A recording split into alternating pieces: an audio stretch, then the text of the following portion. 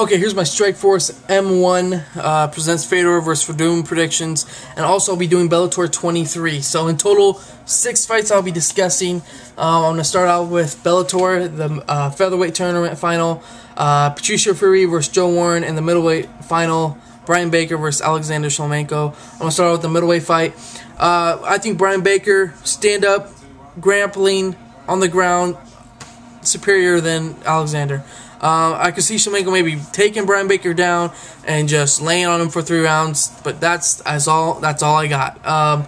And even that, I don't really see happening. If it goes to the ground and Baker's on his back, Baker has a good shot of submitting Shlemenko. But I think Baker's going to keep this standing, and he's just going to pick apart Alexander. Or Baker could take this to the ground and pound a victory. Either way, I just see Baker winning this fight, 2nd round TKO. I think he's too well rounded for Alexander. So yeah. On to the Featherweight tournament final, Patricio Freire versus Joe Warren. Patricio has impressed me a lot in this tournament. He did a great performance in his last fight. He did everything he had to do to win the fight. The fight before that, he showed his jiu-jitsu skills off with that awesome heel hook. So I'm very impressed with Patricio Freire.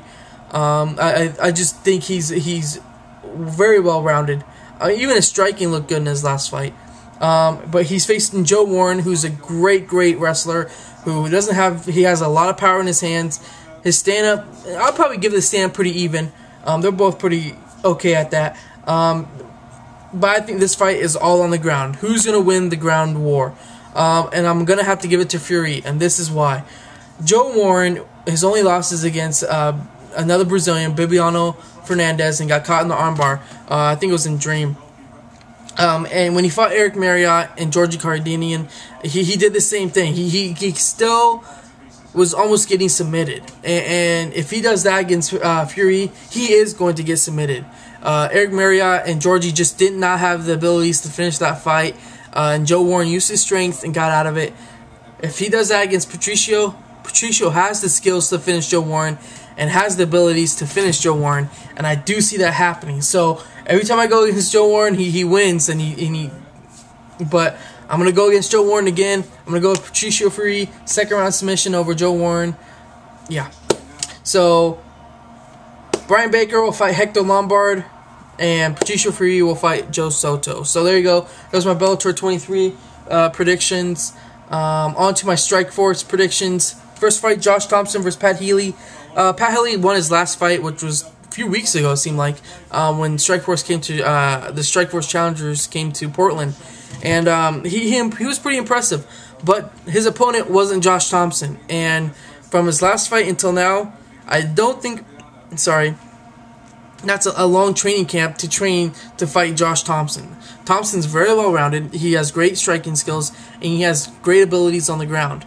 I think the fight goes on the feet, the fight goes on the ground. I give the advantage to Thomson. But I just think Josh Thomson, after his fight against Melendez, Strikeforce is trying to give him a fight that he could win, and he can definitely win this fight by striking. Josh Thomson, 1st round TKO over Pat Healy. Sorry, I'm watching the World Cup, and Brazil just scored again. Brazil's good. On to back to Strikeforce. Scott Smith versus Cung Le, the rematch. Cung Le was winning that fight hands down, 1st, 2nd, and then 3rd round came, and Scott Smith does what he always does, and we were all waiting for it. Where's that punch coming? And then it landed. He threw it. It landed. Fight over. Cung Le in this fight, I think, is going to be a little more defensive. He's going to be aggressive like he is, but he's going to be a little more defensive. He's going to be very aware and respectful to Scott Smith's power. And I don't see Lee finishing it. He could finish the fight, but I think he's just going to be a little less aggressive, more defensive, and he's going to win in decision. So, Cung Le, unanimous decision over Scott Smith. Cristiana Cyborg versus Cyborg Santos versus Finney. This fight, I think, is just to give a win to Cyborg, get a fight so Cyborg doesn't get rusty. We all know we're waiting for Aaron Tohill to arrive in Strikeforce and for Aaron Tohill versus Cyborg. That's what we're waiting for. Well, that's what I'm waiting for.